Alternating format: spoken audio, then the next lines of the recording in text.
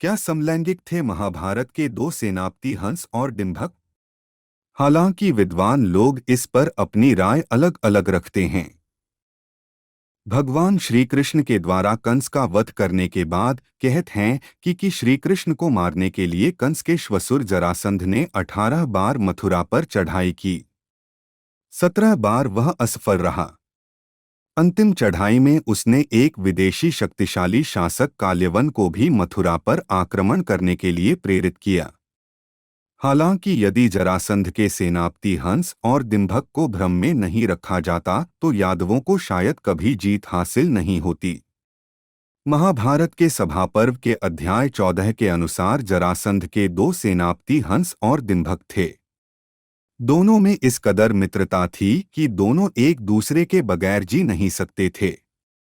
दोनों ही बहुत ही वीर, शक्तिशाली और किसी भी शस्त्र से नहीं मारे जा सकने वाले योद्धा था। जरासंध की सेना के इन वीरों ने जरासंध की ओर से लड़कर यादवों की सेना के छक्के छुड़ा दिए थे। इन दोनों सेनापतियों को मारने के लिए बाद में श्री कृष्ण ने एक रणनीति बनाई। इस रणनीति का प्रयोग 17वें युद्ध में किया गया।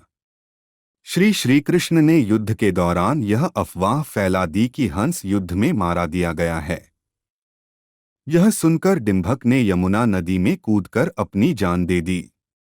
बाद में जब हंस को यह पता चला तो उसने भी यमुना में कूदकर अपनी जान दे दी। हता हंस इति प्रोक्तमत केनापि भारत तच्छ्रुत्वा डिंभको राजन यमुनाम्भस्यमज्रत बिना हंसेन लोकेस्मिन् नाह जीवितुमुत्सहे इत्येता मतिमास्थाय डिंभको निधनगतः। सभा पर्व अध्याय 14 श्लोक 41।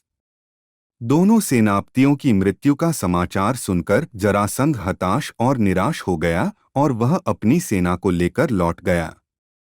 हालांकि कुछ विद्वानों का मानना है कि दोनों समलैंगिक थे, इसकी कोई ठोस जानकारी नहीं है। हालांकि दोनों के इस कदर करीब होने को लेकर कहा जाता है कि उनमें दोस्ती से कहीं ज्यादा कुछ था।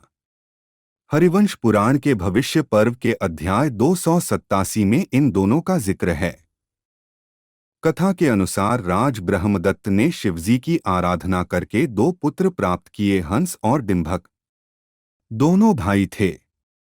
यह भी कहा जाता है कि बलराम जी का युद्ध हंस के साथ हुआ और उसका वध होते देखा तो सैनिकों ने शोर मचाना शुरू कर दिया कि हंस मारा गया। यह समाचार जब डिंभक को मिला तो उसने यमुना में कूदकर आत्महत्या कर ली। हरिवंश पुराण सहित कई अन्य ग्रंथों में इन दोनों को भाई कहा गया है।